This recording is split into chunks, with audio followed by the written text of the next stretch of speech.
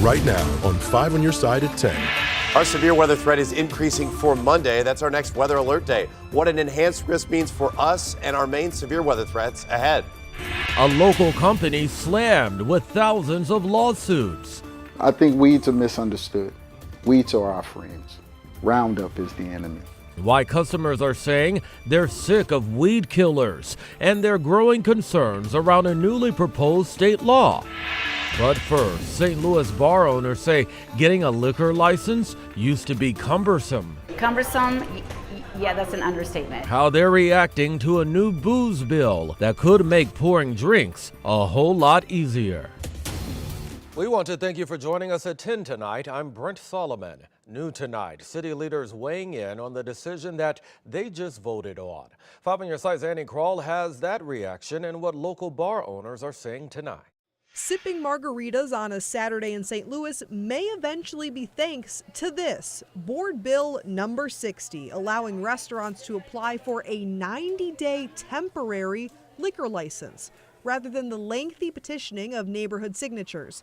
Instead, going through city hearings and approval from the excise commissioner, avoiding the cumbersome process Cristina Robles, co-owner of Padrino's Mexican restaurant, faced in 2021. That was when I was told by the personnel in excise, it's not going to take weeks, it's going to take long times. Whether serving vodka, gin, or tequila, local business owners tell me that this new bill here in St. Louis will help new restaurants as well as bars turn a profit faster. To get people to open their doors right as their liquor license should be ready, it's like crucial. After the temporary license expires, owners can get a full license with good standing. Mayor Tashara Jones saying in a statement Saturday, "I'm glad we can make it easier for restaurants and bars." And thinking about what a quick timeline you're on, if you're a business owner and entrepreneur in general, but if you might be from a minority community where you don't have an influx of cash, if you're operating a restaurant, a lot of your profits and revenue come from your ability to sell liquor. It is not food sales alone that allow you to keep your doors open. The bill passed Friday 9-3. Alderwoman Kara Spencer voted no, pointing to the city's new hiring freeze to cut down on labor costs. Are we really going to allow anybody to come in and get a liquor license with no neighborhood involvement or input whatsoever? I am not convinced that we are going to be able to deal with problematic liquor licensing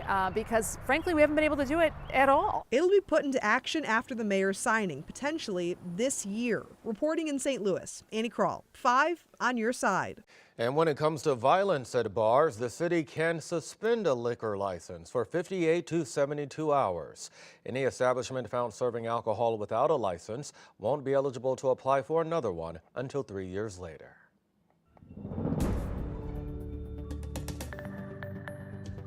This is like the first beautiful day that we've had in a while. There's so many different people, so many beautiful scenes. I just feel it brings me to peace.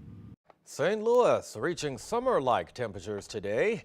Question is, will Easter stay sunny? Meteorologist Gary Frank here with the Weather First forecast. Yeah, good evening, Brent. It was very nice today as we worked our way close to 80 degrees. I think we're even warmer tomorrow, and that's where we're going to see as we start to feel a little bit more like Easter as we work our way in the last few days of March. Quiet still in St. Charles. Temperatures still at this hour are above our average high at 67 degrees, 68 in Forest Park. It is mild. In fact, as we've had this front that I've talked about, it popped up a few showers in Mount Vernon. Most of them are out of our area, but it's not out of the question that we'll continue to see that. The main story is Monday. That is our severe weather risk. We're under an enhanced risk for severe weather. Most of that is in central Missouri, but some of it does clip our western areas, and that's something that we'll look at specifically. But temperature's not going to drop a whole lot the next several hours. A little bit of a rain chance. I don't think it impacts you, but the severe weather setup for Monday. Severe weather ingredients are coming together, but the types, timing, and specific location remains in a little bit of a jeopardy. And we're going to talk about some of that, time it out for you, and show you what Monday may look like. And, of course, have your Easter holiday forecast as well. Weeks after a now viral fight that put her in the hospital, teenager Kaylee Gain is making progress. In a statement, her family says she's been able to go on short walks and is having limited conversation. The family is also calling for assault suspect Marnice DeClue to be charged as an adult.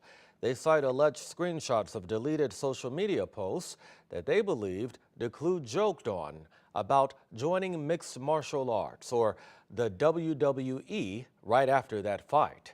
Well, 5 on Your Side looked into those claims and can verify Decloux did not make those tweets. At the time posts were made under her name, she would have been in juvenile detention where no phones are allowed. For more information about that claim, you can check out our article in the As Seen on TV section of KSDK.com. Today, people applying to become police officers in St. Louis County went through a round of tests. The department says it's about 100 officers short, so they streamlined the testing process to help applicants move forward. Training doesn't stop for new officers after they graduate. If you see an officer in a car with another officer, typically it's someone that is being trained. Our academy is 6 months long, and after our young recruits graduate, then they will spend several weeks on field training with a veteran officer to learn more about how we do things once we're out on the road. The department is also looking for security officers, public safety dispatchers, and clerks. Well, a proposed state bill could grant pesticide manufacturers immunity for failing to adequately warn consumers about potential health risks. As senior investigative reporter Paula Vassan reports, that's sparking debate. She uncovers what you need to know. Leon Smith looks at weeds differently nowadays. I think weeds are misunderstood. Weeds are our friends. Roundup is the enemy. He's talking about what's considered the most popular weed killer on the market, a spray he believes caused a scary diagnosis back in 2010. They took some blood tests and then they discovered, oh, this looks like cancer. It was non-Hodgkin's lymphoma, which attacks the immune system. What I went through was heartbreaking. Now he's one of tens of thousands of cancer survivors nationwide, suing the agricultural biotech company Monsanto, the maker of Roundup. Bayer, with a hub in St. Louis, acquired the company in 2018. The overarching complaint: the company failed to warn about health dangers.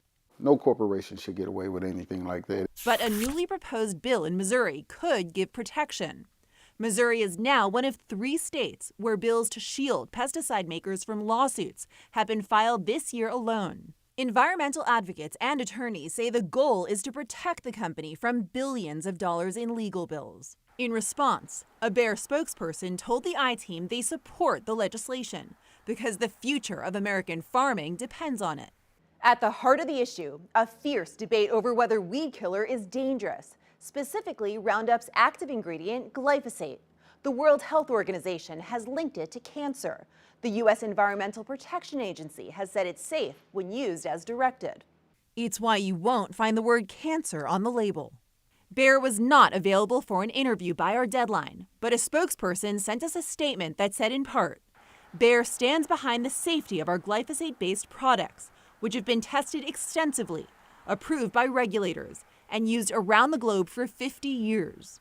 It doesn't protect Missouri citizens, says St. Louis attorney Tony Simon. He represents Smith and about 1,000 other people who've used Roundup and have non-Hodgkin's lymphoma. What change do you want to see?